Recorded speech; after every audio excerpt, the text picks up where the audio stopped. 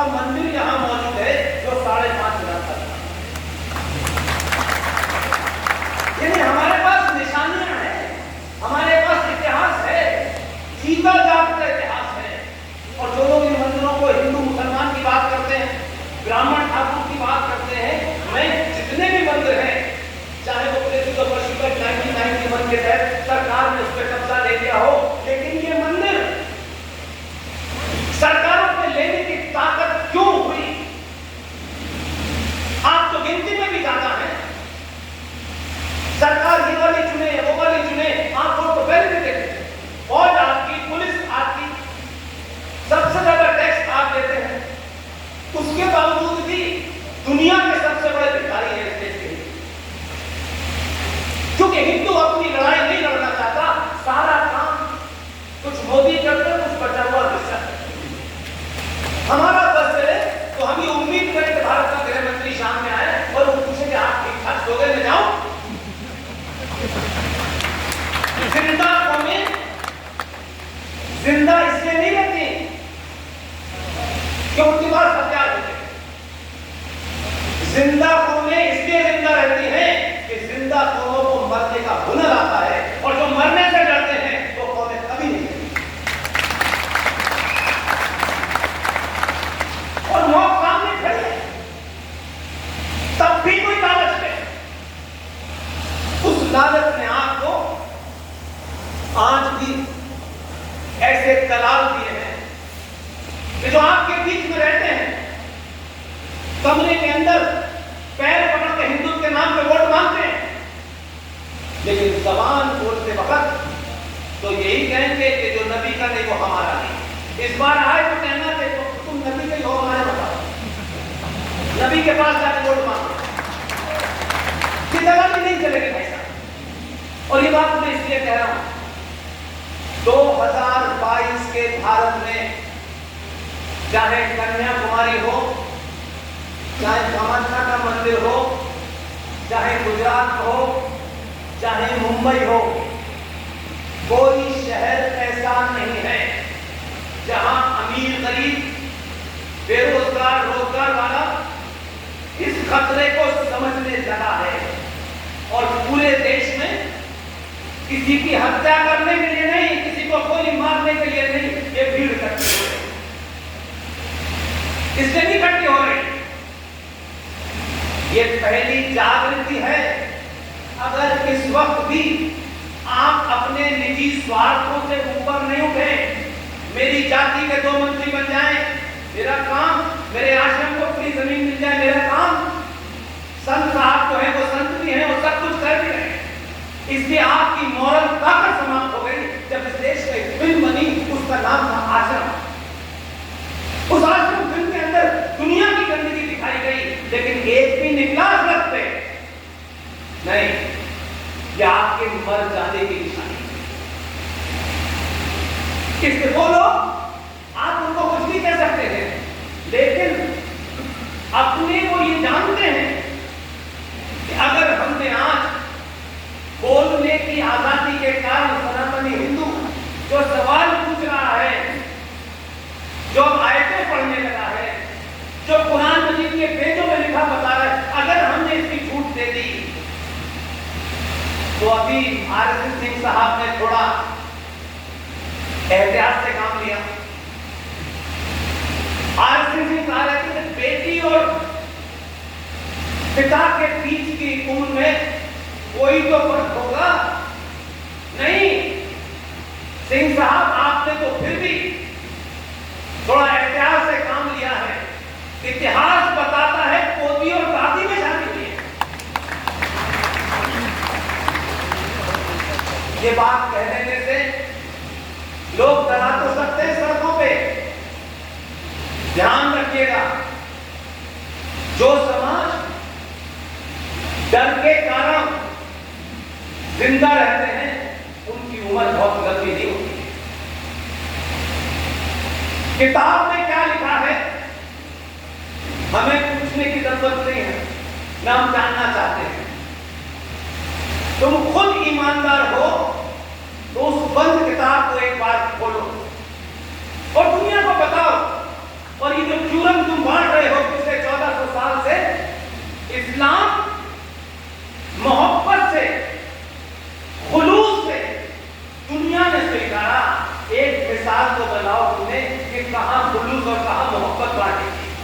बताओ तो हमें, हम भी तो जाने भाई। इसलिए पहली बार आपने गीता छोड़ करके कुरान पढ़ना शुरू किया, तब इस देश के अंदर यकायक लोगों को लगने लगा कि इंटॉलरेंस बढ़ रही है। जो झूठ था, जब उसका पाखंड सड़क सड़क खुलने लगा, तो तुमने कहा डराओ इनको। सलमान रश्दी को डरा दिया, शक्तिमान नसीम को डरा दिया, लेकिन नुपुर शर्मा को नहीं डरा दिया।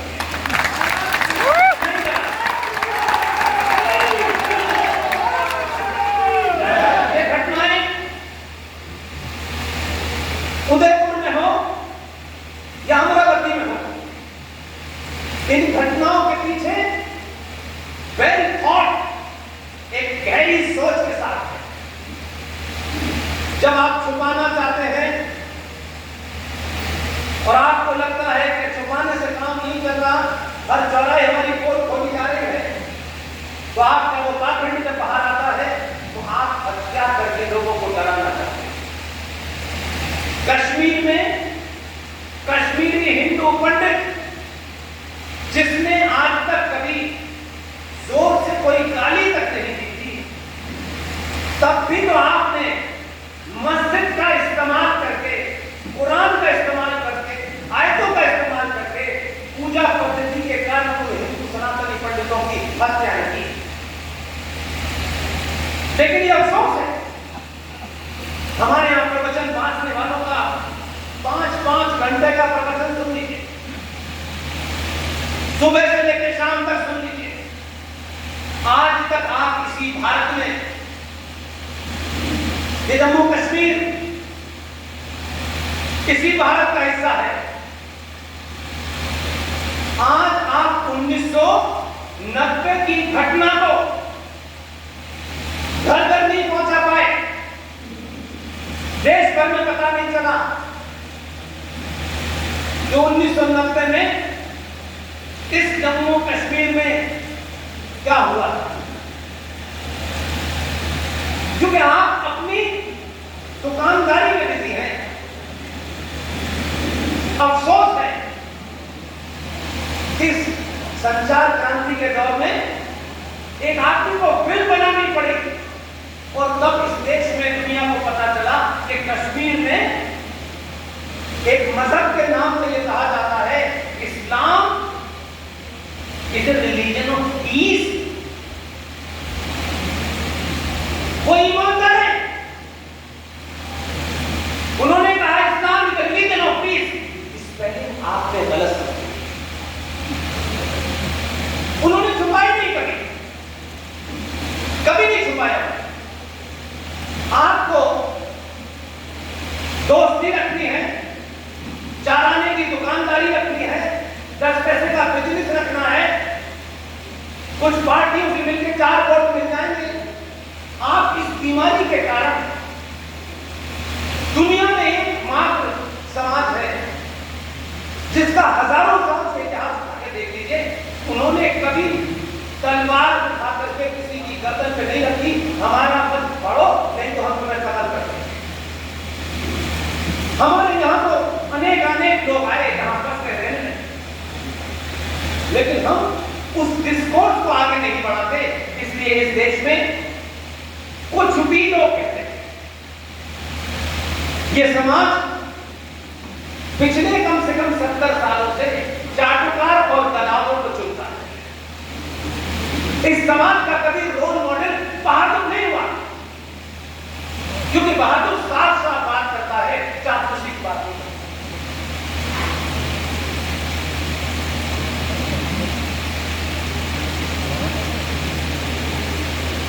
देखिए, पुलिस वालों की तरफ से एक मैसेज है, कोई रास्ते में कोई गाड़ी लगी हुई है, जिस गाड़ी का नंबर है HP 355271, ये पुलिस वालों का मैसेज है कि इसको हटवाने के रास्ता ब्लॉक किया।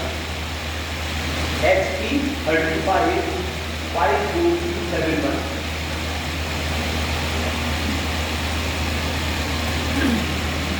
आज भी हम बहुत सारे तरह के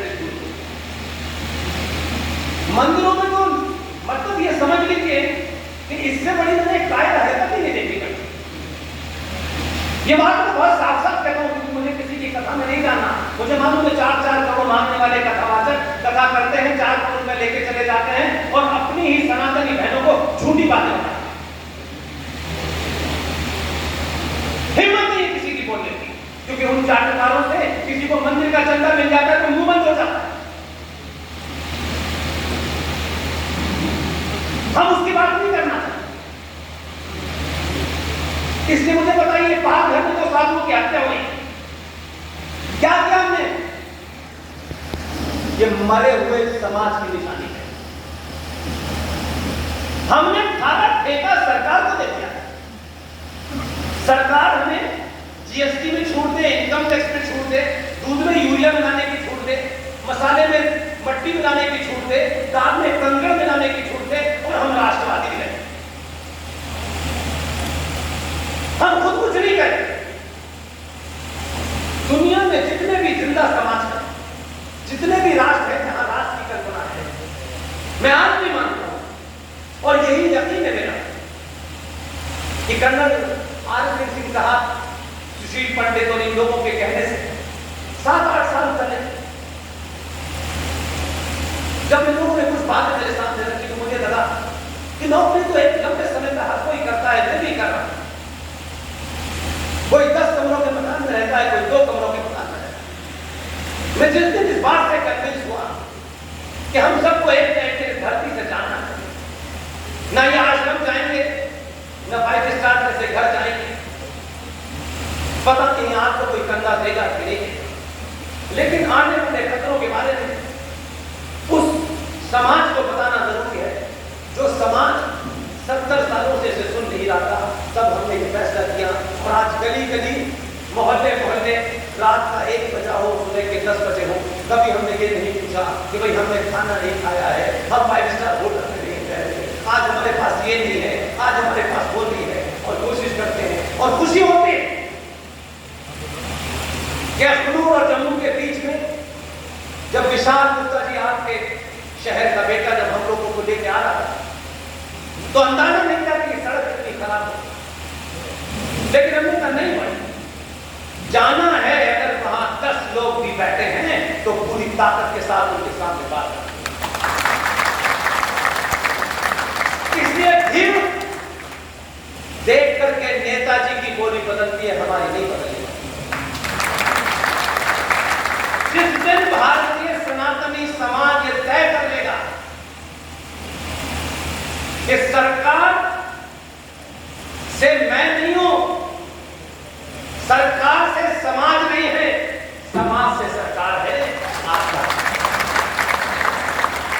इसलिए आप तो भाग्यशाली हैं, मैं तो उनका नाम कई बार लेता हूं, लेकिन उनका मैंने सुना है कि यहां भगवान परशुराम का मंदिर भी है, उनसे ही प्रेरणा ले लेते यार। उनके पास सिवाय फरसे से मैंने कुछ नहीं देखा, तो परशुराम फरसे से घास काटने के लिए रखा था क्या? उनको भी पता था कि आताताई और अधर्मियों का नाश करना ही आपका धर्म है।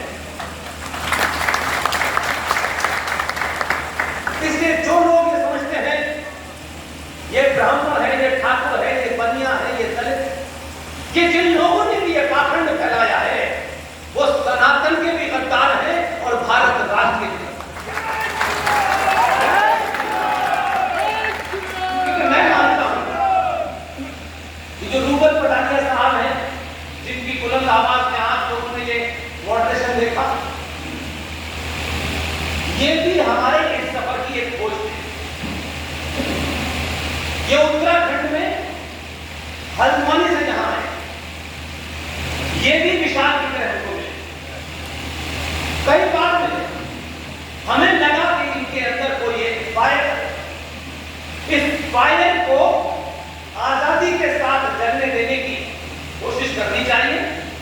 हम गाइड जरूर करेंगे, लेकिन मुहिम इनको हल्द्वानी में खुद चलानी है, विशाल गुप्ता को अखनूर में चलानी है। ये अपने आप कैसे चलाएंगे, किस तरह चलाएंगे, हाँ बीच बीच में हमें लगेगा कि इनको ये बताना है तो हम इनको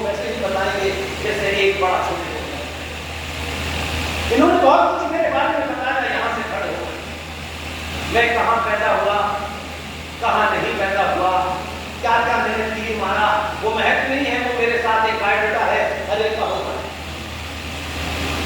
लेकिन मैं इस 10 साल के सफर में जब मैंने मैं को समाप्त किया, मैं कौन हूं, मेरी जाति क्या है, जिस दिन मैंने ये समाप्त किया, आप यकीन मानिए, आप जानते हैं मैं कहां पैदा हूं, वहीं से मैंने कोर्स कैसे किया, वहां ऐसा कुछ था ही नहीं। लेकिन जिस दिन मुझे समझ में आया, और मुझे क्या समझ में आया, प्रकृति ने मुझे एक काम सौंपा है, मैं इसको कितनी ईमानदारी से कर सकता हूं, इसकी ताकत पे लगा रहता हूं, ताकि मेरा पैर ना फिसले, और मैं जो भी कर रहा हूं पूरे कन्विक्शन के साथ। इसलिए मेरी जाति क्या है, बैठने वालों की जाति क्या है, यहां कौन बैठा है, आपकी शक्ल देख करके मेरा आर्गुमेंट नहीं बदलने वाला। दो बैठे हैं, दो पॉलिटिकल नेता बैठे होते हैं, लोगों की भाषा बदल जाती है कि नेताजी नाराज ना हो जाए, कल नाराज हो गए, अभी हो जाए, अभी नेता राज नहीं है, किसी पार्टी का गुलाम है। बहुत से दूसरे लोग भी नेतागिरी कर रहे हैं, अलग अलग पार्टी में है, फिर भी एजेंडा वही है, वो चाहे आपके अंदर रहे, उसके अंदर रहे। अगर यहां ठीक है तो किसी पार्टी के अंदर भी हो, एजेंडा एक ही होता है। आप तो पार्टी के गुलाम हो जाते हैं, आप तो भगवान राम को गाली देने लगते हैं, मां सीता के चरित्र पर सवाल उठाते हैं, क्योंकि आप एक लालची और कायर आदमी होते हैं जो चंद पैसों के लिए बिक जाते हैं। इसलिए मेरी जानकारी कितनी है, मैं जिन चीजों को पब्लिक में रखता हूं, परशुराम का मंदिर जब मुझे बताया गया तो मैंने कहा मुझे जम्मू में ये बात इसलिए कहनी है कि अगर 2022 के भारत में अभी ये जो क्षण है, ये जो लम्हा है, ये जो मूवमेंट है, अगर आपने इस लम्हे को, इस क्षण को जाति के कारण, इसके कारण, उसके कारण, मेरा तेरा, ये अगर इसको मिस कर दिया, कई 100 साल तक आपकी संतानें आपको मांगेंगी और आपको ये अफसोस होगा, ये पश्चाताप होगा कि जब हमको अपनी भूमिका निभाने का मौका मिला था, तब भी हम हमारे बिजनेस में रहमान भाई से 10 पैसे का फायदा हो रहा है तो रहमान भाई की जातियों को सुनते रहो, रहमान भाई से सीधे सीधे तो टूक शब्दों में बात न करो। माफ कीजिएगा, ऐसे लोग शारीरिक तौर पर जिंदा रहते हैं, मुझे कम से कम ऐसे जिंदा होने में कोई शौक नहीं है। मैं चाहता हूं मेरे बारे में जिसको जो राय बनानी हो बनाए, मुझे किसी की राय की चिंता नहीं है, चाहे वो दुनिया का सबसे बड़ा नेता हो या सड़क पे चलने वाला एक आदमी हो। मैं चाहता हूं कि मेरी एब्सेंट में लोग ये कहें कि ये जो बोला था वो सच हो। इस सच से किसको नफा और नुकसान होगा इसकी चिंता मुझे करनी नहीं है, क्योंकि मेरे मूल में राष्ट्र है। न मैं किसी संगठन का सदस्य हूं, न किसी पार्टी में जाने का मेरा ख्याल नहीं है। मैं मानता हूं कि पार्टी, संगठन और देश और राष्ट्र के बीच में कुछ चुनना हो तो जिस दिन आप राष्ट्र को चुनेंगे, ये तीनों लोग, ये तीनों चीजें आपकी चौखट पे ना लगा। सनातनी हिंदू जिस दिन अपनी उस शक्ति को जान जाएगा, ये गली गली, मोहल्ले मोहल्ले, करोड़ों की तादाद में साधु संत जिस दिन आपको ये बोध करा देंगे कि आपकी शक्ति है कहां, आप शक्ति नेताजी के घर में ढूंढ रहे हैं, आप शक्ति महबूबा की चप्पलें उठा के ढूंढ रहे हैं, आपका मूवमेंट इसलिए है कि आपको कोई वजारत मिल जाएगी। ये वजारत आपके जीवन में 2 कमरे से 4 कमरे का मकान कर देगी, लेकिन राष्ट्र आपको कभी याद नहीं करेगा। इसके आज से कई साल पहले भी 47 में, 48 में, 46 में आप आपके बीच में बहादुर थे, पुरुषार्थी थे, लेकिन आपने उनको नहीं अपना हीरो बना, आपने एक कायर आदमी की अपना हीरो बना लिया। और उसका नुकसान क्या हुआ? क्योंकि आपको जब आवाज उठानी थी, जब चिल्लाना था, तब आपने कहा हमें क्या करना है, वो चले गए, अब क्या आ जाए, कोई आ जाए, हमारी जिंदगी में क्या फर्क होने वाला है, आपने उस वक्त नहीं सवाल उठाया।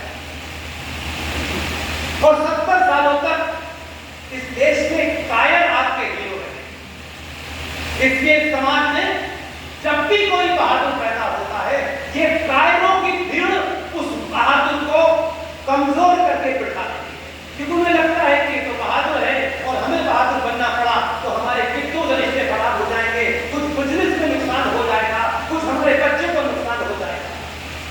राष्ट्रों के जीवन में और मनुष्य के जीवन में भी एक समय होता है।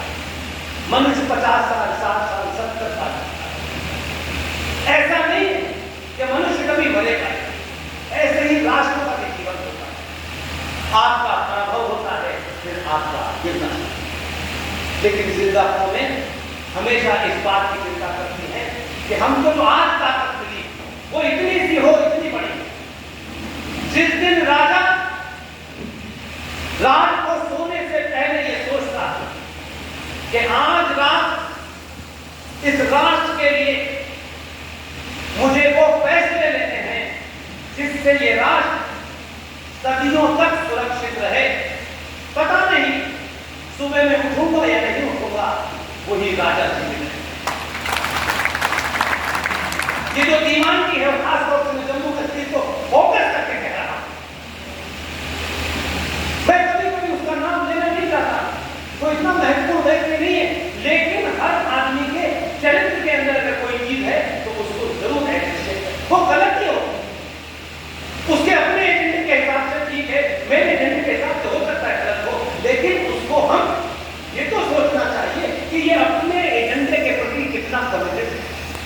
वो इतना गलत हो, इतना आपकी असेंबली में जब भी आपकी असेंबली चलती थी, एक पतला सा आदमी उसके कभी कभी दिल्ली में कम और पाकिस्तान में ज्यादा बुलाता है, तो टिपिकल एक पजामा कुर्ता होता है, पतला सा, और आपकी असेंबली में इंडिपेंडेंट एमएलए, मैं देखता था,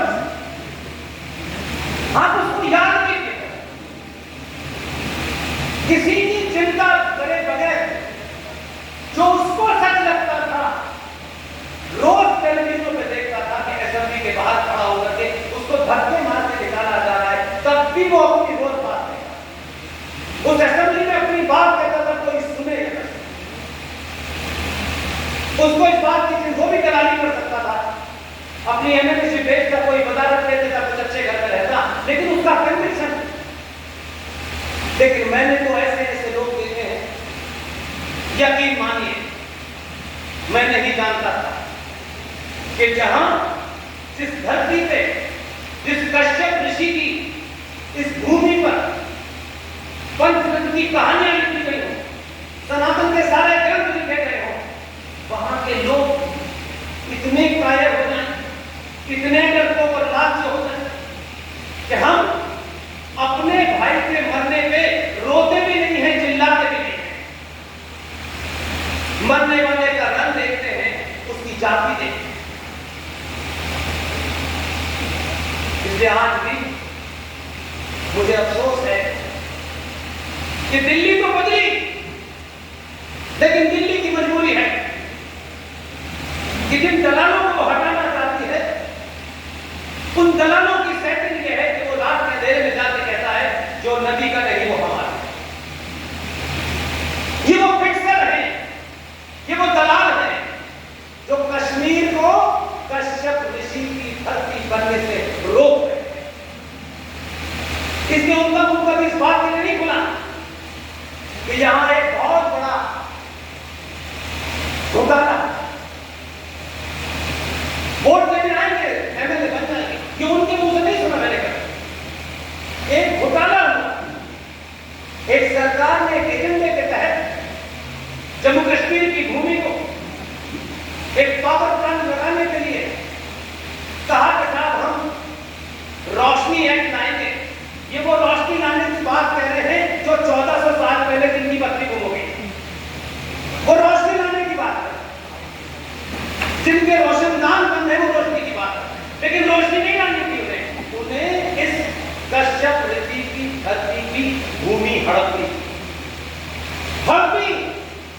वो समझदार है, उनको मालूम था कि जो तबर्रुक कट रहा है इसमें तो इनको भी ले लो तो इनका मुंह बंद हो जाएगा हिंदुत्व के नाम पे। मुंह नहीं खोला, लेकिन मुझे खुशी है कि मैं जम्मू कश्मीर के जम्मू में बोल रहा हूं, जम्मू में बोल रहा हूं। और ये नहीं कहेगा दिल्ली में कहते भाग जाते हैं। हम जब तक शेर की मार के मुंह में नहीं जाएंगे कोई हो इससे यारों को नहीं लगेगा हमने दिल्ली में भाषण दिया चले गए। अखनूर आए हैं अपनी बात कहने के लिए, इसलिए एक रोशनी एक्ट बना। उस रोशनी एक्ट पे बड़े बड़े राष्ट्रवादी चुप, ठेकेदार चुप, क्योंकि कुछ हमारी चलनी की साठ गांठ हो गई है, लेकिन राष्ट्र बिक जाए, हमें तो प्लॉट मिल रहे हो, हमें तो इससे मतलब मैं खुशी।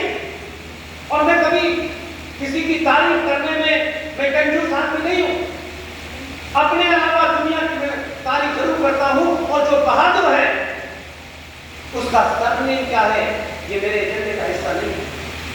वो कहीं भी हो पूरी शिद्दत के साथ तत्व में उसकी तारीफ करता हूं। इसलिए मुझे खुशी है कि आपके जम्मू कश्मीर में एक बहादुर पैदा हुआ। यूं दलाली के बहुत से रास्ते उसके पास भी खुले हुए, 4 किलोमीटर से भी मिल सकते हैं। वैष्णो देवी में जहां जिहादी बस्ती है वहां वो भी अपना हिस्सा ले सकता है, लेकिन उसने रास्ता दूसरा चुना, इसलिए मैं हर मन से खड़े होकर दिखाई। जिस आदमी ने अपने निजी स्वार्थ से ऊपर उठ करके जम्मू कश्मीर क्या है, जम्मू कश्मीर कोई भूगोलिक टुकड़ा नहीं है, उस जम्मू कश्मीर में दलालों ने जिहादियों से मिलकर के रोशनी एक्ट में बहुत सारी जमीन अपने नाम लिखवा ली थी। उस अंकुर शर्मा ने रोशनी एक्ट को आपके यहां की हाई कोर्ट में चैलेंज किया। इस आदमी का दूर दूर तक कोई रिश्तेदार कहता नहीं है कि इनकी कोई मदद करता। तथ्यों की बात देखिए कि अंकुर शर्मा डिगा नहीं, इस उम्र में थोड़ा आदमी कमजोर होता है, तब भी इन्होंने रोशनी एक्ट के खिलाफ आवाज उठाई और आपके हाई कोर्ट से उस पर जीत हासिल की। लेकिन दलालों ने अर्जी लगाई रिव्यू पिटीशन की, क्योंकि वो नंगे हो रहे थे। इसलिए आप नाम मत पूछिएगा मुझसे, मैं नाम देने कुछ लोगों को मशहूर नहीं करना। अपने बीच में अगर कोई बहादुर है, आप मेरी बात से सहमत हैं, मैं कभी राजनीतिक मामलों में दखल नहीं देता, मैं सरकारों को जिम्मेदार नहीं ठहराता। इसने ये किया है, उसने क्या, ये मेरी डायरी में नहीं है। मैंने जिस दिन तय किया कि मैं क्या कर सकता हूं तो मैंने तय किया और मैं कर रहा हूं, इसलिए मुझे किसी से कहने की आवश्यकता नहीं। ये पूरे देश में ऐसे ही लोग दीवाने नहीं हो रहे हैं। एक लंबे समय के बाद उस घुटन से भारत बाहर निकल रहा, दिल्ली निकल गई, लेकिन जम्मू अभी भी उन दलालों के कब्जे। इसलिए ये सवाल जो मंदिरों में बैठने वाले पुजारियों को पूछना चाहिए था, महंतों संतों को पूछना चाहिए था, इसके लिए कहीं धरना प्रदर्शन होना चाहिए था। जिन्होंने अपना परिवार छोड़ दिया, घर छोड़ दिया, न मां बहन भाई किसी की चिंता नहीं है, जब आपको संसार की कोई चीज नहीं चाहिए थी, तो कम से कम आपकी भी गिनती इस देश के अंदर 5-6 करोड़ है। एक कॉल देते कि कि हम आज इसलिए दिल्ली के बोर्ड क्लब पे 5 करोड़ सनातनी संत बैठेंगे कि जब तक ये काम नहीं हो जाता हम यहां से नहीं हटेंगे। आपको किसने रोका था? लेकिन आप नहीं लड़ना चाहते क्योंकि आपको कहीं मट्टी जमीन मिल जाए, इस सरकार से कुछ छूट मिल जाए, सब कुछ त्यागने के बाद भी बिगाड़ियां। इसलिए आज भारत के मंदिरों से यदि कोई आपको बताएगा, क्योंकि आपके पास दुनिया का ज्ञान है, लेकिन जिन चीजों से आपका आपके आने वाले जनरेशनों का, संतानों का एक नया भारत बनाने की शक्ति होगी, उनको हम बोलना नहीं चाहते। चुप बैठे हैं। 370 370 370 कितने साल से रट लगाई थी आपने? क्यों चुप रहे? 35 के ऊपर क्यों नहीं बोले थे आप? क्यों ये सवाल नहीं खड़ा किया था कि जम्मू कश्मीर भारत में एकमात्र राज्य था जिसको नागरिकता देने का अधिकार दे दिया गया था 1954 में? क्यों नहीं सवाल उठाया आपने कि कैसे भारत के राष्ट्रपति के आदेश को संविधान में जोड़ दिया गया, जो आदेश आपके बिना पार्लियामेंट में डिस्कस नहीं हो? हमें क्या मतलब है? हमारी दुकान चलने दो बस। इसलिए मंदिरों में जो पैसा आपका दान का चढ़ता है, जो आप अपने आराध्य को पैसा देते हो, जिसमें आपकी भावनाएं निहित होती हैं, आपने पूछा नहीं पलट के मेरा पैसा मैं अपने भगवान पे मंदिर पे चढ़ाता हूं, ये गणेश जी का सोने का मुकुट, ये करोड़ों रुपया जो आप चढ़ाते हैं, कभी रुक के तो पूछते मेरे भाई कि पैसा जाता कहां है? पंडितों ने अपने स्वार्थ के लिए नहीं बताया, क्योंकि पैसे के चढ़ावों को लेकर के मार काट आप में मची, किसी और में नहीं मची। इसलिए आज मंदिरों पे चढ़ने वाले पैसे से मां वैष्णो देवी, हजारों लोग आते हैं दुनिया के, 520 करोड़ रुपया सालाना सरकार लेती है। ये पूछा नहीं। देवस्थानम बोर्ड तिरुपति 1300 करोड़ रुपया सरकार लेके जाती है। अगर पूरे देश के मंदिरों में आए हुए चढ़ाए हुए पैसे का अगर बजट निकाले साल का, मैं दावे से कह रहा हूं, तथ्यों पे कह रहा हूं, रिटोरिक्स नहीं कर रहा, जिस दिन मंदिरों पे चढ़ने वाला पैसा रेगुलाइज हो गया, वहां ढकोसले ढोंगी नहीं बैठे, वहां पैसे के विद्यार्थी नहीं बैठे, और हर मंदिर के अंदर समाज के हर वर्ग से लेकर एक ट्रस्ट बनाया जाए, और जितना पैसा पंडित जी और पंडित जी के परिवार, चाहे 1 हो 2 हो 4 हो, 8-8 घंटे की ड्यूटी करने वाले पंडितों को आप दें कि भाई आपकी ये 50,000 तनख्वाह आपके परिवार के लिए है, आप यहाँ पंडिताई 8 घंटे करें, 8 घंटे कोई दूसरा करेगा, ऐसे कर भी देगा आप, तो मैं दावे के साथ जिस दिन भी मंदिरों का पैसा सनातनी हिंदू की कोई केंद्रीय जिसमें दलाल न हो, ऐसे लोगों के पास आ गया, सनातन में न ब्राह्मण का बच्चा, न ठाकुर का, न दलित का एक भी भूखा नहीं सोएगा। एक भी किसी बच्चे को सरकार के ऊपर इन तरसी आंखों से नहीं देखना पड़ेगा कि हमारे बच्चे को स्कॉलरशिप नहीं मिल रही। पैरेलल व्यवस्था खड़ी कर सकते हैं आप, लेकिन इन मुद्दों के लिए नहीं लड़ना है, इन मुद्दों पे चिंता नहीं करनी है, और तथ्यों के साथ रखिए, ये भावना का मुद्दा नहीं है। भारत 76 में लिखित में सेकुलर हुआ, लिखा गया 42nd अमेंडमेंट के माध्यम से भारत के संविधान के पूर्व में लिखा गया कि भारत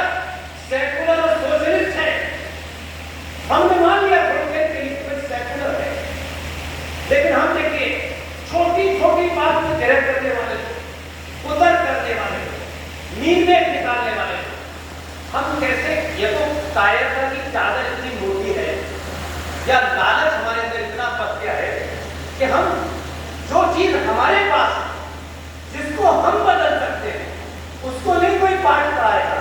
सरकार कानून क्यों नहीं बना रही? जन संख्या सरकार वो कानून क्यों नहीं बना रही?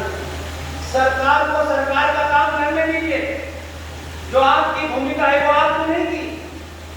इसलिए मंत्रियों से जो पैसा चढ़ता है वो आपके पास आए, आपके समाज के जो भी लोग उसे मैनेज करना चाहें वो करें, लेकिन आप उंगली उठा के पूरे देश को देखिए,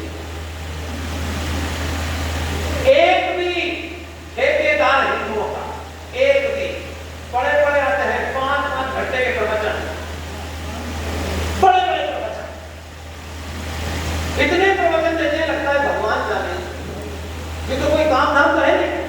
और अपनों को ही झूठा प्रवचन दे रहे हैं, मर्द हो तो दुश्मन को प्रवचन देके नहीं दे।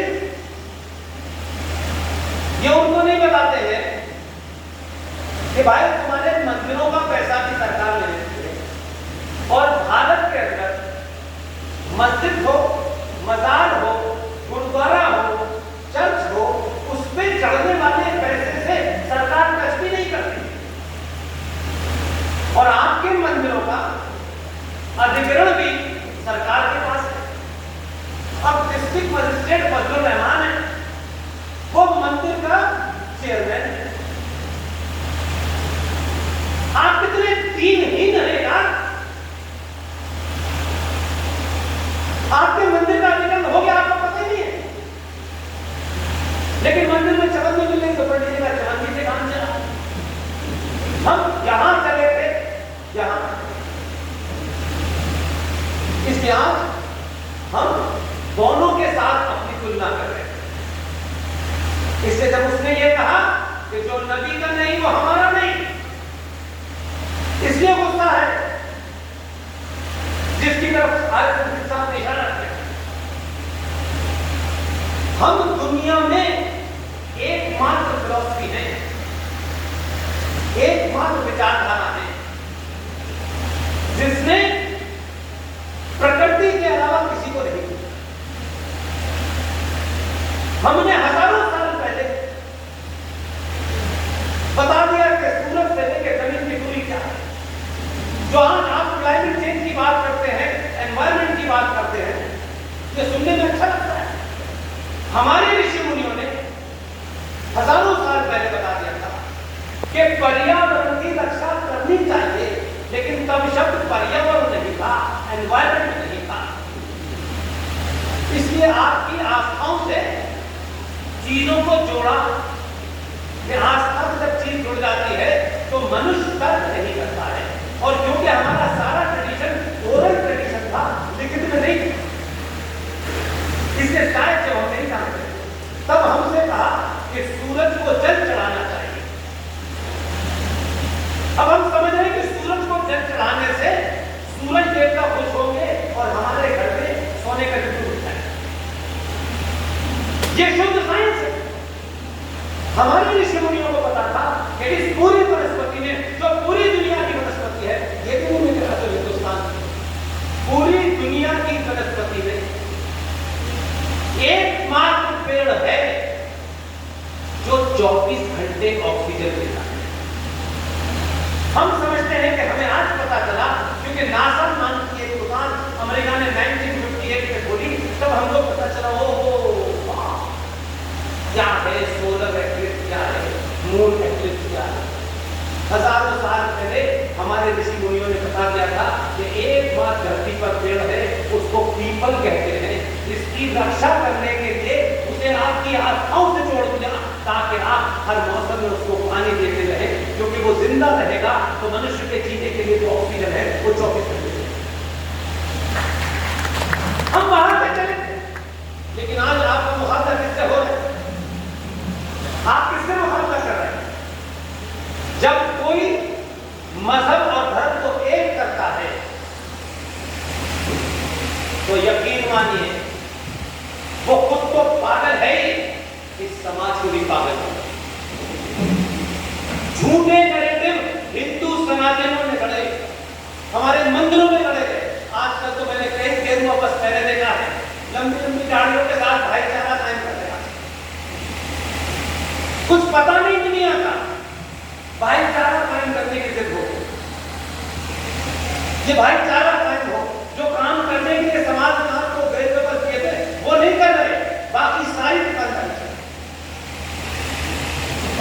इसलिए आप हम कुछ भी कहें, बहुत सारे ऐसे मामला हैं जिस तरफ इशारा किया, जिस तरफ आज एक उन्मादी भीड़, पागलों की भीड़ ये जो घूम रही है, इसके बारे में जरा समझने की कोशिश कीजिए। ये कह रहे हैं कि हम तन से सर जुदा कर, चलिए मान लें, लेकिन उनकी पीड़ा को समझिए। ये वो क्यों कह रहे हैं? हमारे सनातनियों में एक संस्कार होता है, उसे यज्ञोपवीत संस्कार भी कहते हैं, जनित संस्कार। और ये क्या है? मैं उसकी बड़े शास्त्र को उसमें नहीं जा रहा, लंबी लंबी बातें साधु संतों जो सुनिएगा। मेरा तो शॉर्टकट रास्ता होता है, क्योंकि आज का बच्चा जो मैगी खा रहा है 2 मिनट में खाता है, 2 मिनट में समाप्त हो जाता है, उससे उतनी ही बात करिए, लंबे लंबे प्रवचन करती है। वो जो जनेऊ संस्कार है, जब बच्चा 5-6 साल का होता है तब उसका जनेऊ संस्कार है, और उस जनेऊ संस्कार के पीछे की फिलॉसफी क्या है? सिर्फ वो एक धागा डालना है और धागे को बांध के किसी समय लगा लेना है, ये नहीं है। जब वो बच्चा गुरुकुल जाने लायक होता था तब हमारे यहाँ उसका वो जनेऊ संस्कार, और उस संस्कार के करते वक्त उसको कुछ इंस्ट्रक्शन थे, कब इसको कान में लगाना है, कब इसको। लेकिन जो सबसे बड़ी बात थी वो ये थी कि ये जनेऊ जब तक तुम शादीशुदा न हो जाओ, इस समाज में हर लड़की या तो तुम्हारी बहन है या मां, ये शादी तक तुम्हें मानना है। आपने अच्छे काम किए, लेकिन कभी कभी कहते हैं कि उस तरह बंदर के हाथ में चला जाए तो बड़ा खतरा। आपने जनेऊ संस्कार की पूरी फिलॉसफी है, साइंस है। उन्होंने कहा हम भी एक संस्कार करेंगे, ये तो करते। उन्होंने भी कहा हम 7 साल की उम्र में एक संस्कार करेंगे। अब वो जो आज जिस समस्या से आप जूझ रहे हैं उसकी जड़ में जाए। जिस बच्चे का तन से कुछ हिस्सा बचपन में ही जुदा कर दिया गया, वो तो बदला लेगा ही लेगा। इसलिए वो आज तन आपका जुदा कर रहा है कि जो उसके साथ अनाचार हुआ है वो बदला लेगा। उसे अपने नहीं मिले तो आपको मारा है, और जब आप नहीं थे, वहां कम से कम नहीं थे, तब इसी फिलॉसफी ने प्रॉफिट मोहम्मद के तमाम इमाम अली की हत्या उनका तन से धड़ जो सर जुदा किया वो मस्जिद में किया, जब वो फजर की नमाज पढ़ रहे थे। फिर उनकी बीवी यानी मोहम्मद साहब की बेटी फातिमा बीवी को घर में आग लगा के मारा। जब प्रॉफिट मोहम्मद के नवासे यानी फातिमा और अली के बच्चों को आपने करबला के मैदान में रेत करके मारा, कलमा पढ़ के मारा, तो ये पागलपन कोई नया नहीं है। इस पागलपन का इलाज फ्रांस ने ढूंढ लिया है। आप फ्रांस से राफेल खरीद रहे हैं, राफेल से आपका देश की बाउंड्री सुरक्षित होगी, लेकिन राफेल से भारत राष्ट्र के अंदर जो करोड़ों लोग इस सभ्यता को छिन्न भिन्न करके एक गजवाए हिंद का झंडा लगाना चाहते हैं, वो राफेल से नहीं सुलझेगा। इसलिए हर सनातनी को राफेल बनना पड़ेगा, तभी ये देश इसे मैं बहुत सारी बातें आपसे कह सकता हूं, लेकिन एक और झूठ आपसे बोलूं कि ये रेडिकल इस्लाम, अगर ये रेडिकल है तो ये सॉफ्ट क्या है? नहीं, सॉफ्ट में क्या चीज नहीं है जो रेडिकल में है? आप खुद झूठ बोलते हैं, झूठ बोलते बोलते आपने इतना झूठ बोला है कि आप अपने शत्रु से भी उम्मीद करते हैं तुम भी झूठ बोलो। वो ईमानदार है, वो ईमानदारी से बता, लेकिन आपके अंदर झूठ की गुट्टी इतनी चली गई है कि आप नहीं भाई साहब, ना हम सच बोलेंगे ना तुम्हें बोल देंगे। इसलिए आप बार बार एक ही चीज कहते हैं कि साहब ये जो प्लेसेस ऑफ वर्शिप एक्ट है 1991 का, आप थे नहीं क्या संसद में? क्या गिनती नहीं थी आपकी? गिनती थी, लेकिन आपको लगा हमको क्या लेना देना है। हमारा तो वोट पिछले 70 सालों में इस बात पे पड़ता था मेरे यादव कितने हैं, मेरे तो बनिए कितने हैं, मेरे ब्राह्मण कितने हैं, मेरे दलित कितने हैं। आप तो इस बात से आगे बढ़े तो मुझे जीएसटी में छूट कितनी मिलेगी, इनकम टैक्स में कितनी मिलेगी। आप इससे ज्यादा कभी होके आपने इस भारत राष्ट्र की सरकार नहीं चुनी, लेकिन वो पिछले 70 साल से अपने एजेंडे पे काम कर रहे थे। जो 1400 साल पहले अरब मक्का से शुरू हुआ और ईरान से लेकर सीरिया से लेकर के वहां से बढ़ते बढ़ते तो अब आपके अंदर आ गया है। इसलिए 1947 में अगर कोई ईमानदार लीडर था जिसने खुल्लम खुल्ला ये बात कही, उस आदमी की बात आपने इसमें नहीं मानी क्योंकि आपको चाटुकार पसंद थे, इसलिए लंगोटी वाले को पिता मान लिया है। एक साहब है फूल लगाते, बताया जाता है कि जम्मू कश्मीर के, बताया जाता है कि वो कश्मीर, मुझे नहीं पता वो क्या थे कहां थे, मुझे नहीं पता, लेकिन एक बात वो सार्वजनिक मंचों से बार बार कहे कि मैं कल्चरली मुसलमान हूं, इंटेलेक्चुअली अंग्रेज हूं, लेकिन बाय एक्सीडेंट आपने किसी ने पूछा कश्मीर में एक्सीडेंट कहां हुआ?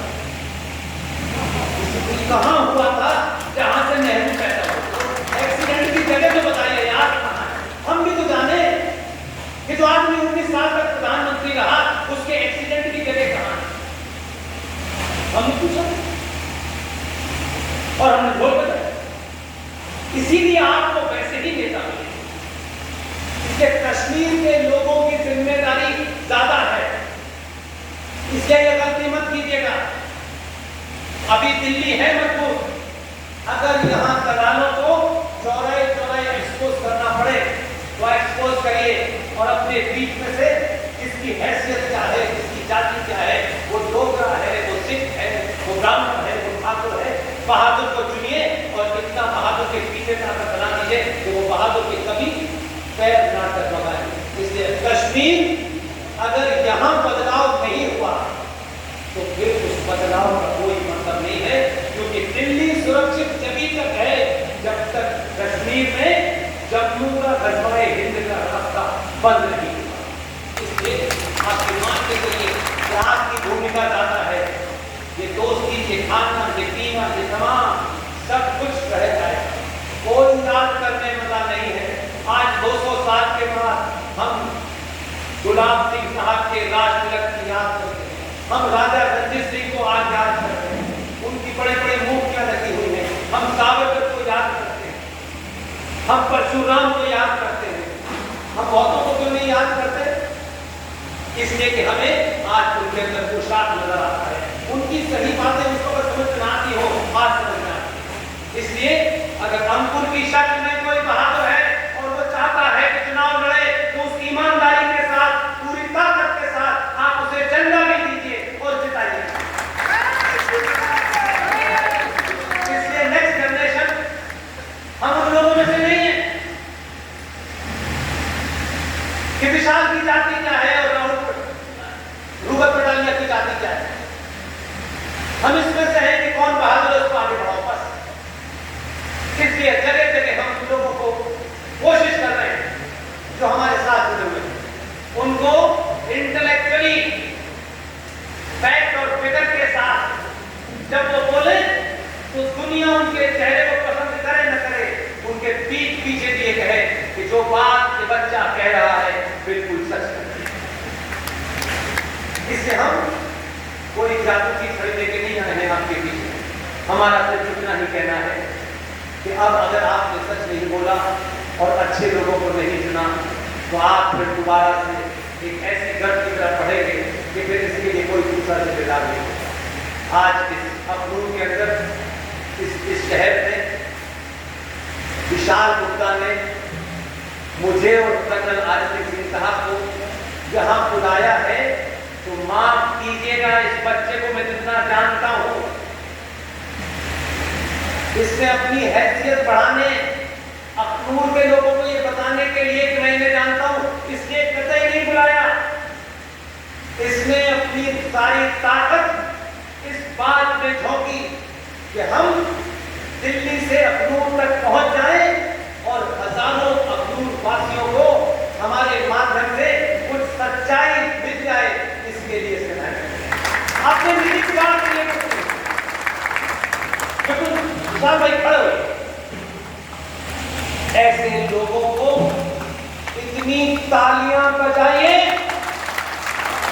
कि आपके आस-पास के गांव में, शहरों में ये मैसेज चला जाए कि 2022 के भारत में जो सनातनी हिंदू, सनातन सभ्यता हमारे सरोकार,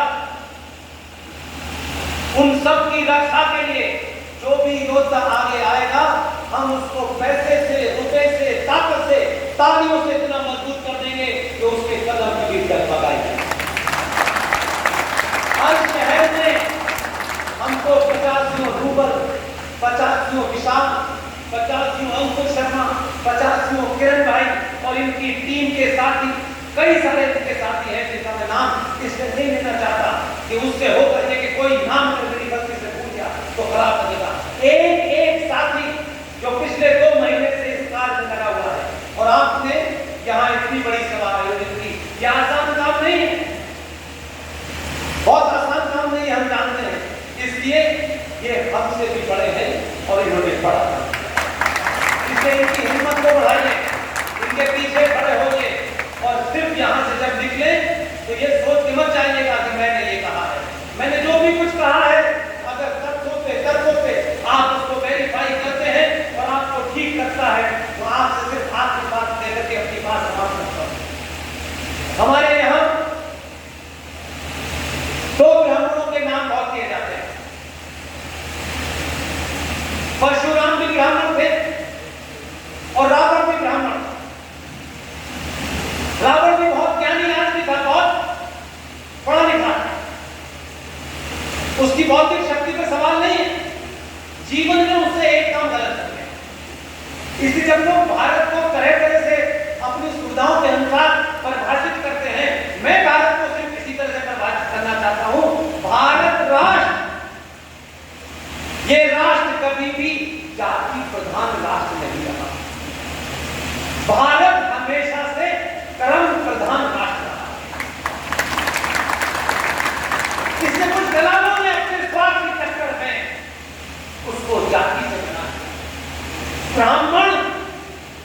ब्राह्मण मां के पेट से जन्म लेने से नहीं होता। जिसको शिक्षा प्राप्त हो गई, जिसको ज्ञान प्राप्त हो गया, वही ब्राह्मण कहलाता। जिसने अपने बाजुओं से, बल से, पुरुषार्थ से अपनी मां की, अपनी बहन की, अपने घर की, अपने समाज की, अपने राष्ट्र की सुरक्षा की, वही आज भी हमारे यहाँ क्षत्रिय कहलाते। इसलिए जो लोग घूम करके, क्योंकि जब आप अपने शत्रु से नहीं लड़ सकते तो आप अपने लोगों को कैसे भ्रमित करते हैं, इसकी जीती जाति की मिसाल है। जो लोग ये कहते हैं कि ब्राह्मणवाद, मैं उनसे सवाल पूछता, भगवान राम क्या थे? क्षत्रिय। भगवान राम ने रावण का वध किया क्योंकि रावण ने एक काम गलत किया। लेकिन आप इसको जरा 2 तरीके से देखिए कि एक तरफ राम है, एक तरफ रावण है और एक तरफ परशुराम है। रावण अपने उस कृत्य के कारण हजारों लोगों का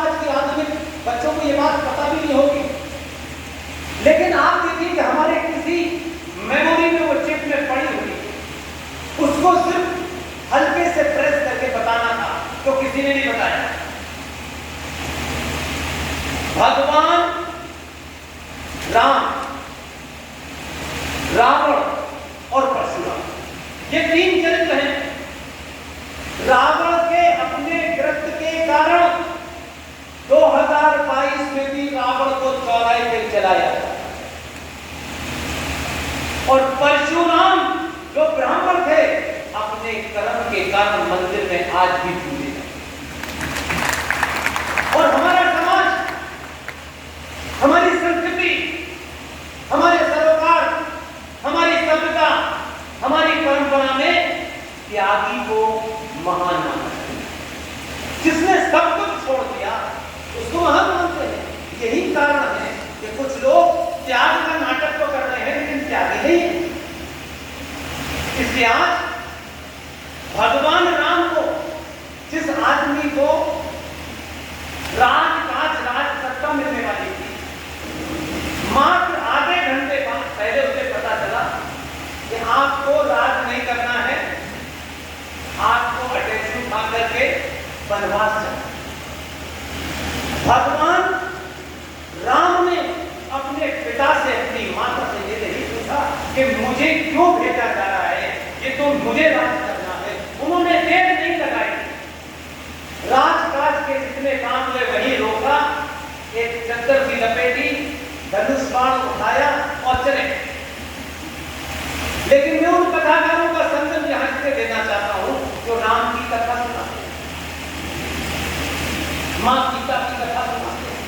ये मक्कार कथाकार ऐसा भावुक सीन क्रिएट करते हैं। आपकी बहनें, बेटियां, माएं जो उन पर यकीन करती हैं वो समझती हैं कि जो कथा सुना रहे हैं कि वहां मौजूद थे जब भगवान राम को वनवास हो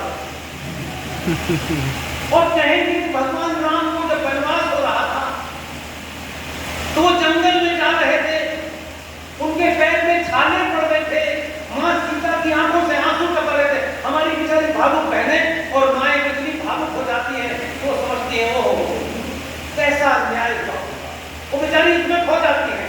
लेकिन वो चंपक लाल 4 करोड़ रुपए लेके निकल जाता है। वो ये कभी नहीं बताता कि भगवान राम को जब वनवास हुआ था तो भगवान राम रोए नहीं। भगवान राम ने जंगल जब जा रहे थे तो अटैची भर के कपड़े नहीं लिए, रास्ते में हजारों राजा थे जो उनके पिताजी को जानते थे, किसी से मदद नहीं ली। भगवान राम की वो तस्वीर भी अनादि काल से आज भी हमारी माएं बहनें पूछती हैं कि भगवान राम जब जा रहे थे तो सिर्फ उनके पास धनुष बाण। हमने पूछा नहीं कि भगवान मर्यादा पुरुषोत्तम राम महान भगवान जंगल जा रहे हैं, इन्होंने ये क्यों उठाया है नाम, इन्हें तो बाण नहीं उठाना चाहिए था। क्योंकि भगवान राम ये जानते थे कि इस दौर में अधर्मी भी मिलेंगे और जिहादी भी मिलेंगे, उनका सामना सिर्फ 3 कमान से होगा और क्या भगवान का रूप है, इसमें कोई मिलावट नहीं। इसलिए जो बात RS सिंह साहब कहते हैं उसको भी छोड़ना। जब गए तो भगवान राम थे, अपनी पत्नी सीता को छुड़ाया, सोने की लंका में गए, वहां सब कुछ किया, अपनी पत्नी को लेकर के जिन कपड़ों में गए उनसे वापस। इस सफर में जब अपनी पत्नी की खोज में समुद्र में विन्नतें करते रहे कि मुझे रास्ता दे, मुझे रास्ता दे दो, नहीं दिया। जैसे ही 3 कमान चढ़ाया उसने कहा प्रभु मुझे रास्ता। इसलिए मैसेज देता है कि दुनिया ताकत से चलती है, आज जिसका जूता मजबूत होता है, जो शक्तिशाली होता है, दुनिया उसी के सामने झुकती है। और आपके लिए जिंदा मिसाल है ये UNO है, ये सिक्योरिटी काउंसिल है, ये मानव अधिकार संस्था है, ये जितनी दुकानें हैं UNO की, जिस दिन उसको लगा कि मेरे राष्ट्र को खतरा है, उसने न UN को पूछा, न एमनेस्टी इंटरनेशनल को पूछा, उस USSR ने यूक्रेन को मारते मारते फरता भर दिया। वो जानता था कि अगर मैंने इस पर दया की तो मेरे बॉर्डर पे नाटो की फोर्सेस आएंगी, तब मेरे लिए लड़ना मुश्किल होगा। दुनिया चिल्लाती रही, उसने अपने राष्ट्र को बचाने की लड़ाई लड़ी। वो वही काम कर रहा है जो आप क्योंकि दुनिया नियम कानून के नहीं चल रही, ताकत से चल रही है। मर्यादा पुरुषोत्तम जब राम लौटे और वो जो पुल बनाने वाले तमाम बादल थे उनको साथ लेके अयोध्या लौटे, भगवान राम ने उनके हाथ नहीं काटे जैसे पैर बनाने वालों ने काट दिया। अपनी खुशियों ने शामिल किया और भगवान राम जब लौट के आए तब उनको मर्यादा पुरुषोत्तम राम कहा गया। और मैं और आप, अगर आपको ये पता चल जाए कि भगवान राम जब श्री लंका से लौट गए थे, उस सोने की लंका से